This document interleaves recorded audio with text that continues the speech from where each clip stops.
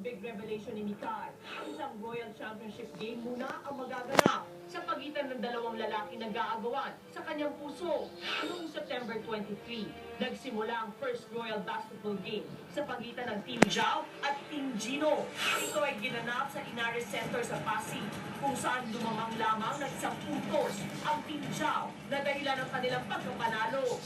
Subalit, sa Royal Track Fair ng Princess and I noong November 18, na tinatayang may 10,000 supporters ang dumalo para manood ng Game 2 at suportahan ang bawat team. Mas naging mainit ang labanan. Full defense at todo ang pagpapakitang gilas ng bawat team. Ngunit sa huli, Team Gino ang nagwagi. At ngayon, malalaman na kung sino ang champion sa Royal Basketball game na sinuportahan ng kanilang mga manonood. Ito na ang bigating pagtatapos ng larong inabangan ng buong bayan. Todo-todo na ang pagpapakitang gilas. Hindi na magpapaawa ang maaksyong labanan ng Team Jao versus Team Gino. The Buzz Exclusives!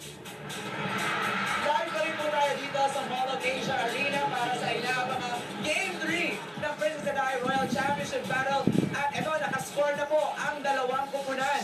Ito na, kasama na natin ngayon, Gretchen Barreto and Catherine Bernardo. Magandang hapon! Hi everyone! Hi, sino ko nakakita kita na nag-cheer ka kanina for Team Jao, syempre. Pero ang hirap-hirap dito sa MOA ngayon dahil napakaingay, napakataas ng energy. Kaya halos wala akong kaming marinig.